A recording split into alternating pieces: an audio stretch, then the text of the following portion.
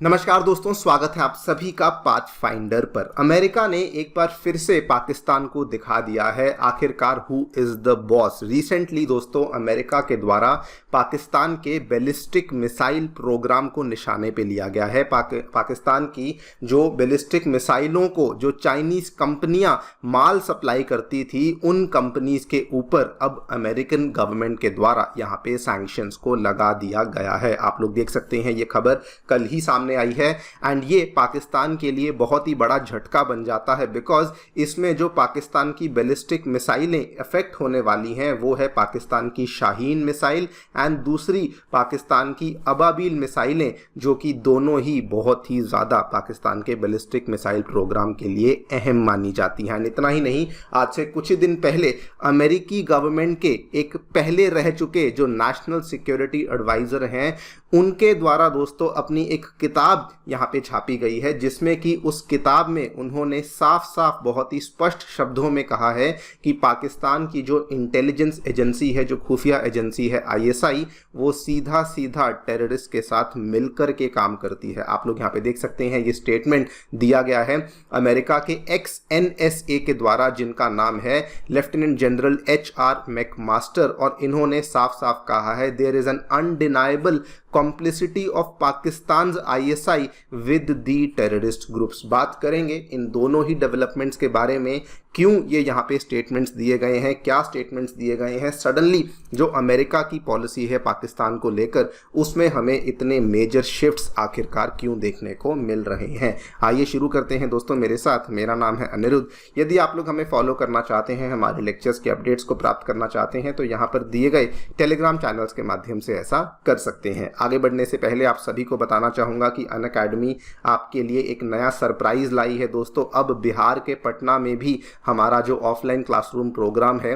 वो शुरू कर दिया गया है एंड ऑब्वियसली हमारे जो बाकी ऑफलाइन सेंटर्स हैं वो नई दिल्ली के करोल बाग, नई दिल्ली के मुखर्जी नगर एवं उत्तर प्रदेश के प्रयागराज में आ चुके हैं। इन सभी ऑफलाइन सेंटर्स में हम लोग आपके लिए नीचे दिए गए डेट्स के ऊपर GS बैचेस को शुरू कर रहे हैं एंड GS बैचेस के साथ साथ CSAT, ऐसे writing classes, current affairs coverage, test series जैसी सारी सेवाएं भी अवेलेबल करवाई जा रही हैं। फिर भी अगर आपको कोई डाउट है, कोई भी क्वेरी है, आप लोग हमारे सेंटर्स को विजिट कर सकते हैं या फिर नीचे दिए गए इन फोन नंबर्स पर फोन भी कर सकते हैं। इसके अलावा free study material, monthly magazine, UPSC syllabus जैसी चीज़ों को प्राप्त करने के लिए आप लोग हमारी नई ऐप को डाउनलोड कर सकते हैं। इसका लिंक भी आपको डिस्क्रिप्शन बॉक्स में नीचे दिया गया है। All right, so directly coming to the point, recently America के पहले जो NSA रह चुके हैं मिस्टर HR मैकमास्टर, जब ट्रंप की गवर्नमेंट थी 2016 से 20 तक, तो उस टाइम पे ये NSA थे और इन्होंने रिसेंटली एक किताब को यहाँ पे निकाला है। इस किताब का टाइटल आप देख सकते हैं, एट वॉर विद आवरसेल्व्स,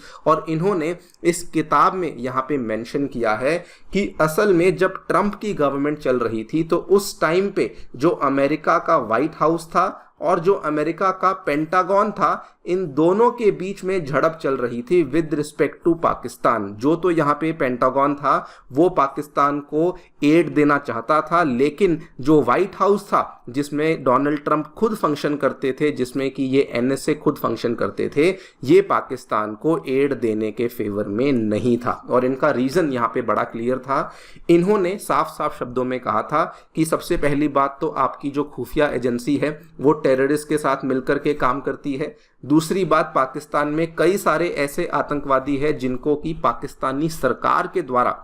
एक सेफ हेवन दिया गया है, उनको यहाँ पे सुरक्षित रखा जाता है और उनको एनकरेज भी किया जाता है, जब तक आप ये सब काम बंद नहीं करेंगे हम लोग किसी भी तरीके का जो एड है वो अमेरिका से पाकिस्तान की तरफ नहीं आने देंगे। और ये जो व्हाइट हाउस और पेंटागन के बीच में झड़प चल रही थी, ये $150 मिलियन का एक एड पैकेज था जो कि अमेरिका ने देना था, लेकिन व्हाइट हाउस इस चीज़ के फेवर में नहीं था। अल्टीमेटली इसमें जीत व्हाइट हाउस की ही हुई। आप लोग यहाँ पे देख भी सकते हैं, ये वाली वाली जो खबर है, ये खबर 2018 की देखने को मिलती है, जब बहुत सारा यहाँ पर हमें डिबेट देखने को मिला, लेकिन अल्टीमेटली जब व्हाइट हाउस ने इंटरवीन किया तो ये वाली जो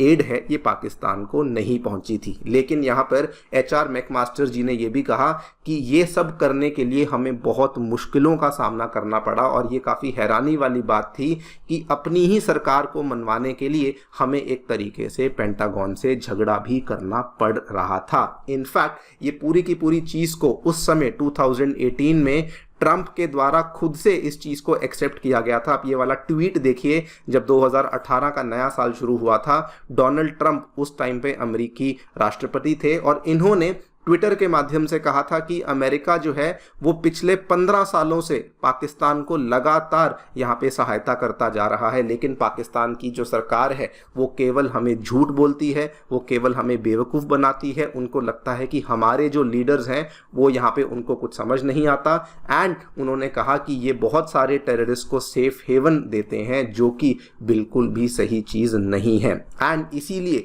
ये सारी की सारी यहाँ पर डिबेट थी कि व्हाइट हाउस बिल्कुल भी पाकिस्तान को सपोर्ट करने के फेवर में नहीं था। बल्कि आप ये पूरी की पूरी चीज़ को देख भी सकते हैं, 2018 में इंडियन मीडिया ने भी इसको कवर किया, इंडियन एक्सप्रेस ने, यहाँ पर भी बल्कि डोनाल्ड ट्रंप ने यह भी कहा था कि पाकिस्तान की सरकार इतनी कमज़ोर है कि सब कुछ जानते हुए भी उन्होंने हाफिज सईद जैसे टेररिस्ट को रिहा कर दिया, जबकि सबको मालूम है कि 2008 में जो इंडिया में अटैक हुआ था उसका मास्टरमाइंड है हाफिज सईद। लेकिन ये सब कुछ होने के बावजूद भी पाकिस्तान के द्वारा इसको यहाँ पे रिहा कर दिया गया था। एंड दोस्तों रिसेंटली ये सारी जब चीज़ें सामने आई, अब रिसेंटली बहुत सारी चाइनीज़ कंपनीज़ हैं जो कि अमेरिका के द्वारा सैंक्शन कर दी गई हैं, और ये चाइनीज़ कंपनीज डायरेक्टली पाकिस्तान को अफेक्ट करती हैं, बिकॉज ये वो वाली कंपनीज थी जो कि पाकिस्तान के बैलिस्टिक मिसाइल प्रोग्राम के लिए कंपोनेंट्स को सप्लाई किया करती थी। इसमें आप देख सकते हैं पहले तो Beijing research institute of automation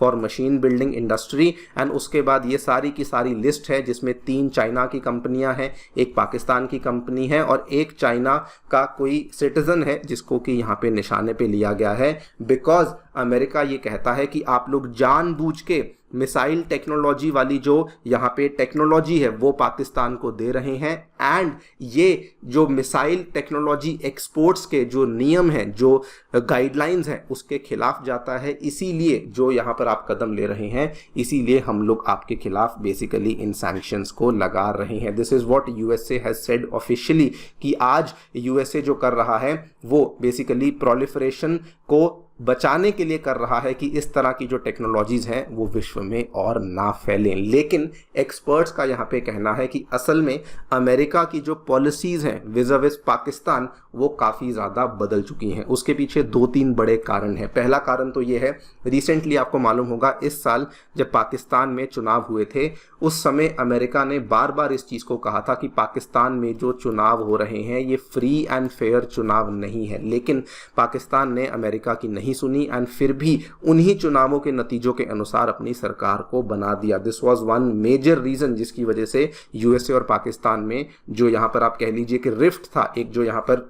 दोनों में जो टाइज थे उसमें थोड़ी सी कड़वाहट देखने को मिली। एंड उसके बाद जब नई सरकार आती है तो नई सरकार के जो अब पाकिस्तान के पीएम है शहबाज शरीफ, उन्होंने यहाँ पर कहा कि हमारे लिए चाइना ज़्यादा ज़रूरी है एज़ कम्पेयर टू अमेरिका। उन्होंने रिसेंटली, आप यहाँ पे देखिए अगस्त महीने की ये खबर है, उन्होंने कहा कि रिलेशंस विद यूएसए हम उसको ठीक करना चाहते हैं लेकिन चाइना के एक्सपेंस पे नहीं, मतलब कि चाइना को गुस्सा करके हम अमेरिका के साथ अपने रिलेशनशिप को ठीक नहीं करना चाहते हैं। बिकॉज पाकिस्तान के ऊपर काफ़ी प्रेशर था चाइना की तरफ से कि आपके देश में हमारे नागरिकों की हत्या होती है, हमारे जो प्रोजेक्ट्स हैं सीपेक के वो पाकिस्तान में सही से नहीं चल पा रहे हैं। सो पाकिस्तान काफ़ी घबराया हुआ था, एंड उसी बीच इस तरह का स्टेटमेंट पाकिस्तान के द्वारा दिया गया। लेकिन इस पूरी चीज़ को एक्सपर्ट्स ये मानते हैं कि अमेरिका को भी अब समझ आने लग चुका है कि अगर हमें साउथ एशिया में देखना है, अगर हमें इंडो पैसिफिक में देखना है, so India is a much more reliable partner जो कि डेमोक्रेटिक प्रिंसिपल्स को भी फॉलो करता है। और अमेरिका को ये भी समझ आने लगा है कि आज की डेट में जो ज़्यादा बड़ा थ्रेट है अमेरिका के लिए, it is none other than China, and China को अगर काउंटर करना है तो ऑब्वियसली पाकिस्तान कभी भी अमेरिका के साथ खड़ा नहीं होगा। लेकिन इंडिया को पाकिस्तान इस्तेमाल कर सकता है, इंडिया को अमेरिका इस्तेमाल कर सकता है अगर वो चाइना को किसी भी तरीके से काउंटर करना चाहते हैं। सो यस, कुछ ना कुछ लेवल पर हमें डेफिनेटली कुछ चेंजेस देखने को मिल रहे हैं जो कि अमेरिका की पॉलिसी टुवर्ड्स पाकिस्तान को लेकर देखने को मिले। और अगर कभी ट्रंप सरकार आ जाती है अमेरिका में तो उस केस में हमें बड़े लेवल पे चेंजेस भी देखने को मिल सकते हैं। बाकी आप लोग की जो भी राय है हमें डेफिनेटली बताएं कमेंट सेक्शन में। Thank you so much for listening, stay tuned.